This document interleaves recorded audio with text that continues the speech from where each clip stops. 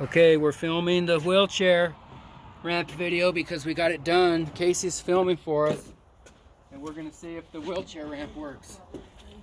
We got Grandpa here. I'm pushing him, and it's not too bad. He doesn't need to be wheeled up right now because he still has excellent health, but just for later. Hasta ahí nomás, hasta ahí nomás. And so we come up here, and we got a nice wide ramp, and we could turn in, and we got room to go in the door, okay? And on the way down, and then on the way down, I'm just holding it so the wheelchair won't go wild and go running off. And then we come down here, and we get to the bottom, and then he can get in the car. So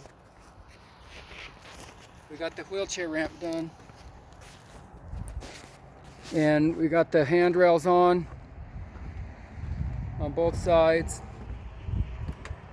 I got these little pieces of flashing over because when I re-side this house, I put new siding on the house. This will already be in place, and I won't have to take the railing off. And then that will mostly be covered with the other siding. But for now, it'll keep the water off these blocks. So the handrails on this side all the way up, and I just have the joints duct taped together. The welder will come and weld those. So there's the wheelchair ramp. What do you think about your wheelchair ramp, Dad? I'm very pleased. It's not what you were expecting, was it? Well, it's more than what I expected, and it's gonna be great. Well, good. I know we ended up spending more money than you wanted to, but do you think it was worth it? As long as you're doing it, you just as well do it right. Yeah, as long as you're doing it, you might as well do it right. So this should solve his problem of the other deck we had done years ago was rotting out. Now this one's in, and so we'll walk up the mountain a little bit and show you what it looks like on the rest of the house. As far as proportional to the house, it's way bigger than what a house this size would need, but why not build for the future?